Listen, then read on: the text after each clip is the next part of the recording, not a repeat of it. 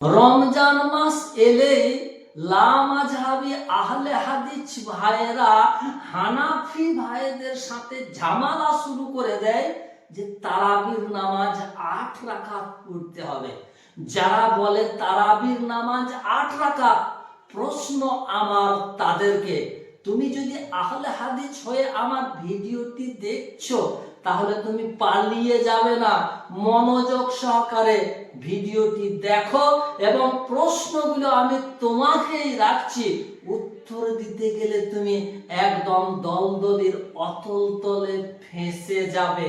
আমি আবার বলছি, যারা বলে তারাবির নামাজ ৮ রাকাত, প্রশ্ন আমার তাদেরকে। তবে প্রশ্নতে যাওয়ার আগে একটা চমকপ্রদ কথা, এইভাবে চমকপ্রদ কথা বলে আপনাকে তারা তাদের কৌশলী জালে ফাঁসিয়ে দিতে পারে। উদাহরণস্বরূপ দেখবেন একটা ফল রয়েছে, ফলটির নাম বেদানা, কিন্তু ফলটি আপনি ভেঙে দেখুন ভিতরে দানাতে পরিপূর্ণ, হাজার হাজার দানা সেখানে ভরা, কিন্তু ফলটির নাম বেদানা। এইভাবে আপনাকে তারা কিছু কৌশলী উপায় অবলম্বন করে আপনাকে তারা ২০ রাকাত তারাবি থেকে বিচ্যুত করে রাখতে চায়, সরিয়ে রাখতে চায়, ইবাদত থেকে আপনাকে বঞ্চিত করে রাখতে চায়। তারা ৮ রাকাত বলে কিভাবে তারা চালাকি করে আপনাকে ফাঁসাবে তার সুন্দর একটা নমুনা আপনাদেরকে বলে তারপর আমি প্রশ্নগুলো রাখবো ৮ রাকাত ওয়ালাদেরকে। তাদের সুন্দর একটা ডায়লগ হচ্ছে, আমরা হাদিস আর কোরআন ছাড়া কিচ্ছু মানি না, কোরআন আর হাদিসের বাইরে যা আছে ওগুলো সব বাতিল, আর বাতিল হচ্ছে বেদাত, আর বেদাত হচ্ছে গোমরাহ, আর গোমরাহ ঠিকানা হচ্ছে জাহান্নাম।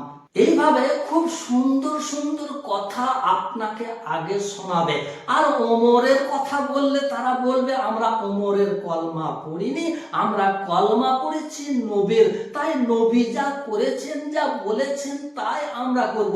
এইভাবে প্রথমে আপনাকে সুন্দর সুন্দর ডায়লগ বলে আপনাকে ফাঁসিয়ে নেবে। হে ৮ রাকাত ওয়ালারা, আমি তোমাকে যা প্রশ্ন করব এই প্রশ্নের উত্তর তুমি দম থাকলে একবার খুঁজে দেখো, তুমি নিজেই বেদাতি বলে সাব্যস্ত হয়ে যাবে। তাদের ৮ রাকাতের দলিল হলো ওই আম্মা জান আয়েশা রাদিয়াল্লাহু তাআলা আনহার ওই হাদিসটা আগে আপনাদেরকে আমি পড়ে শুনিয়ে দিই, তারপর এই হাদিসের ভিতর থেকে আমি ৮ রাকাত ওয়ালাদেরকে প্রশ্নটা করব। তুমি পালিয়ে যেও না হে আহলে হাদিস লামাযাবি। তাদের ৮ রাকাতের দলিলটা হচ্ছে হযরত আবু সালামা বিন আব্দুর রহমান হতে বর্ণিত যে তিনি একদা হযরত আয়েশা সিদ্দিকা রাদিয়াল্লাহু তাআলা আনহাকে জিজ্ঞাসা করলেন, রমাদান মাসে আল্লাহর রাসূল সাল্লাল্লাহু আলাইহি সাল্লামের নামাজ কত রাকাত হতো? তদুত্তরে হযরত আয়েশা রাদিয়াল্লাহু তাআলা আনহা বললেন, নবী সাল্লাল্লাহু আলাইহি ওয়াসাল্লাম রমজান মাসে এবং রমজান ছাড়াও অন্যান্য মাসেও 11 রাকাতের বেশি পড়তেন না। তিনি ৪ রাকাত পড়তেন। কত সুন্দরভাবে ও কত দীর্ঘ তা তোমাকে কি বলবো।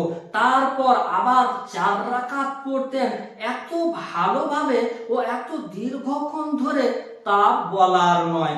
অতঃপর ৩ রাকাত বিতরের নামাজ পড়তেন। এই হাদিসটি বুখারীতেও রয়েছে, মুসলিমেও রয়েছে। এবার আর একটা হাদিস শোনায়, তারপর তোমাকে হে ৮ রাকাত ওয়ালা, তোমাকে আমি দেখছি, তুমি যেন পালিয়ে যেও না এই ভিডিওটি ছেড়ে। হযরত আয়েশা রাদিয়াল্লাহু তাআলা আনহা বলেন, একদা রাসূলুল্লাহ সাল্লাল্লাহু আলাইহি ওয়াসাল্লাম রমজানের রাতের তৃতীয়াংশের সময় বার হয়ে মসজিদে নববীতে নামাজ পড়লেন। কিছু লোক তার ইক্তিদা করে নামাজ পড়লো। অতঃপর সকালে তাদের আলোচনা করায় দ্বিতীয় রাতে আরো লোকজন জড়ো হলো, ফলে তিনি নামাজ পড়ালেন। সমবেত সাহাবীরা তার সাথে নামাজ পড়লেন। অতঃপর সকালবেলা একথা আলোচনা হওয়ায় তৃতীয় রাতে মসজিদে প্রচুর মুসল্লি সমবেত হলো। আল্লাহর রাসূল সাল্লাল্লাহু আলাইহি সাল্লাম সেই দিনও ঘর থেকে বার হয়ে সবাইকে নিয়ে নামাজ পড়লেন। তারপর চতুর্থ রাত্রে এত লোক জড়ো হলো যে মসজিদে জায়গা হলো না। সেদিন আল্লাহর রাসূল সাল্লাল্লাহু আলাইহি সাল্লাম রাতে বার না হয়ে ফজরের নামাজের জন্য বার হলেন এবং ফজরের নামাজ পড়ে মানুষের দিকে লক্ষ্য করে আল্লাহ পাকের প্রশংসা করে বললেন, তোমাদের রাতে এখানে সমবেত হওয়া আমার অজানা ছিল না, কিন্তু আমার আশঙ্কা হলো এই যে এই নামাজ যদি তোমাদের উপর ফরজ হয়ে যায় আর তোমরা যদি এটা আদায় করতে অক্ষম হয়ে পড়ো।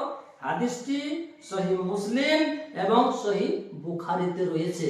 তাহলে প্রথম হাদিসটি থেকে একদম দিবালোকের মতো পরিষ্কার হয়ে গেল যে নবী সাল্লাল্লাহু আলাইহি ওয়াসাল্লাম রমজান এবং রমজানের বাইরে অর্থাৎ পুরো 12টি মাস 11 রাকাত নামাজ পড়তেন। হে 8 রাকাত ওয়ালারা, তোমরা পালিয়ে যেও না, আমি বারবার বলছি। তোমাকে এমন প্রশ্ন করব, তুমি একদম দলদলের অতল তলে তলিয়ে যাবে। বেশি নড়াচড়া করলে একদম গর্দন পর্যন্ত ফেঁসে যাবে, পালিয়ে যেও না। আর দ্বিতীয় হাদিসটি থেকে জানতে পারলাম নবী সাল্লাল্লাহু আলাইহি ওয়াসাল্লাম মসজিদে নববীতে রমজান মাসে নামাজ পড়েছিলেন, আর পড়েছিলেন মাত্র 3 দিন, আর সেটা জামাত করে। এবার আসি মূল প্রশ্নে। হে 8 রাকাত ওয়ালা আহলে হাদিস লা মাযাবি, নবী সাল্লাল্লাহু আলাইহি সাল্লাম জামাত করে মসজিদে নববীতে পড়েছিলেন মাত্র 3 দিন, আর তোমরা পড়ছো সারাটি মাস অর্থাৎ 1 মাস। তাহলে তো তুমি বেদাতি। নবী পড়েছেন 3 দিন আর তুমি পড়ছো বা তোমরা পড়ছো 1 মাস। পারবে তুমি 1 মাস জামাত করে তারাবি পড়ার দলিল দেখাতে?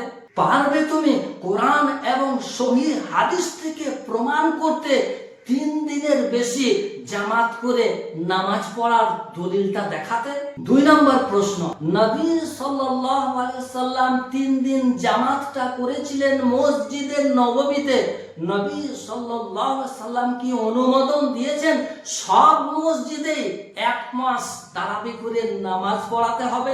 এটা তুমি পারবে? হে 8 রাকাত ওয়ালা আহলে হাদিস, 1 মাস তারাবির নামাজ জামাত করে পড়ার সব মসজিদের দলিল দেখাতে কোরআন আর সহিহ হাদিস থেকে? এবার আসি মূল কথায়। আল্লাহর রাসূল সাল্লাল্লাহু আলাইহি ওয়াসাল্লাম রমজান এবং রমজানের বাইরে 11 রাকাত পড়েছেন। 3 রাকাত বিতির সহ, ওটা হচ্ছে তাহাজ্জুদ নামাজ। ওটাকে তোমরা তারাবি কেন বলছো? যদি তাই হয় তাহলে সারা বছর বাদ দিয়ে শুধু রমজান মাসটা কেন পড়ছো? আর যদি বলো ওটাই তারাবির নামাজ, তাহলে হাদিসের মধ্যে তো লেখা নেই ওটা তারাবির নামাজ। তারাবির নামাজটা তুমি কার কথাতে ওটা বলছো? তুমি যার কথাতে ওটা বলছো, তাহলে তোমার কথা অনুযায়ী তুমি তাহলে তার কলমা পড়েছো নাকি নবী সাল্লাল্লাহু আলাইহি সাল্লামের কলমা বাদ দিয়ে? পারবে তুমি জবাব দিতে? দেখি তোমার ইলমের বহর কতটা রয়েছে। তোমার বহর রয়েছে ইন্টারনেট আর গুগল মাস্টার। তাতেও তুমি যদি দলিল খুঁজতে যাও তুমি অতল তলে ফেঁসে যাবে। তুমি একবার খুঁজে দেখো দলিলটা, দেখবে তুমি নিজেই একদম বেদাতি বলে সাব্যস্ত হয়ে যাবে। যে 8 রাকাতটাকে তোমরা বলছো তারাবি, ওটা তারাবি নয়, ওটা তাহাজ্জুদ। ওটা আল্লাহর নবী সাল্লাল্লাহু আলাইহি সাল্লাম রমজান ছাড়াও অন্যান্য মাসেও পড়তেন। কথাটা ওই হাদিসের মধ্যেই উল্লেখ রয়েছে।